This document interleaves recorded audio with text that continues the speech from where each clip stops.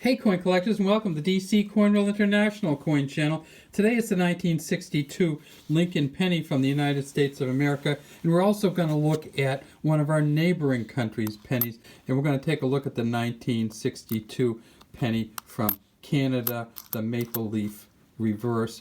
But first, let's take a look at these two here.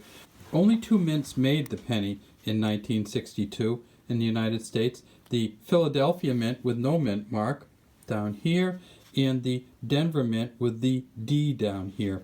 You can see these are pretty spotty looking coins. That'll happen sometimes even at the mint when they get some kind of wash on them that doesn't come off very well.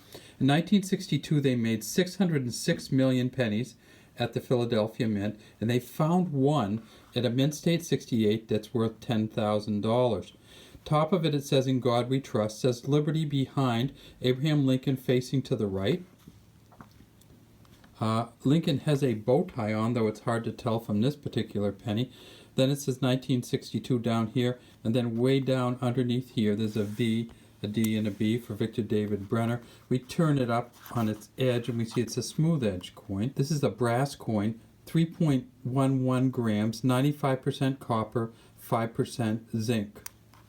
We get it on the back, we see that they had moved by 1962 to the Lincoln Memorial reverse. The last wheat years reverse was in 1958. This is the old reverse. This came in 1959. It says United States of America at the top, E pluribus unum here. Over here there's an F and a G, and that's for Frank Gasparo. And then down here it says 1 cent. Denver Mint, pretty much the same exact coin, except it has a D here, and at the Denver Mint they made 1.8 billion, so 2.4 billion between the two of them. And they found an MS 67 plus, Mint State 67 plus at the Denver Mint, that they list for about $8,500.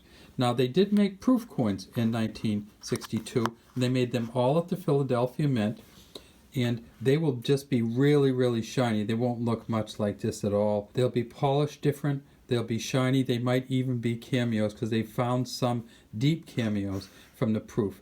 Of the 3.2 million, they found 37 proof 70 deep cameos, and those go for about $1,700. Philadelphia Mint, for the proof coins, they found 5 double die reverse varieties, and the double die reverse varieties on the proof coins, it's almost all in this FG down here. And what would happen is you'd get the proof coin, you'd look down here and you'd see just kind of this real messy FG that doubled across. Canada also made these pennies in 1962, and the Canadian penny pretty much the same size as the US penny. You can see it here, but the Canadian penny weighs a little bit more, and that's because it is 98% copper instead of 95% copper. So the US coins are 95% copper, 5% zinc, and zinc is very light, as you probably know from the modern coins, which are a copper-clad zinc. Those are much lighter coins. The modern ones weigh 2.5 grams, the old ones weigh 3.11, and the Canadians weigh 3.24. They made 227 million of these in Canada. 1962 is a great year to look at because they found over 60 different varieties of the Canadian penny from 1962. And if you want to look at them, go to a website called coinsandcanada.com. Some of the different varieties on the Coins in Canada website go for over $350. In 1962, they also made nickels, of course, at the United States. And remember that the penny's the only coin in 1962 with a mint mark on the front. The nickel, it's on the back, and this is a Denver one. In 1962, they found some Denver Mint nickels that are worth over $20,000. They made the dime, and of course in 1962, the dime was still 90% silver. In 1962, they found some dimes that are worth $8,000 or $9,000. The quarter in 1962, and again a 90% quarter. And the quarter, this quarter here is worth about $4.50 just in silver alone. They found some from Philadelphia that are worth about $8,000. And again, a quarter would have the mint mark on the back. Everything except for the penny would have the mint mark on the back. And finally, they did make $50 in 1962, and this is the Franklin half. This one's a little beat, but it looks pretty good. And this is the famous Liberty Bell reverse.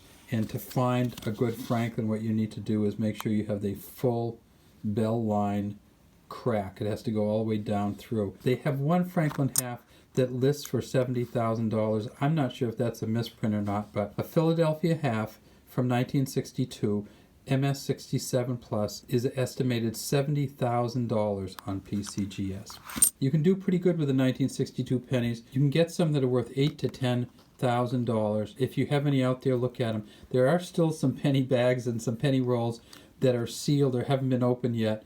And sometimes when people look through those, they expect they're going to get something really exciting, and it turns out that they often don't, because many of those penny bags and penny rolls get stuck at the mint state 62 to 65 level and aren't worth much. All right, let's say goodbye to Canada, Penny. This is DC Coins saying thanks for watching. We'd love to have you subscribe to our channel and leave any comments you have in the comments section.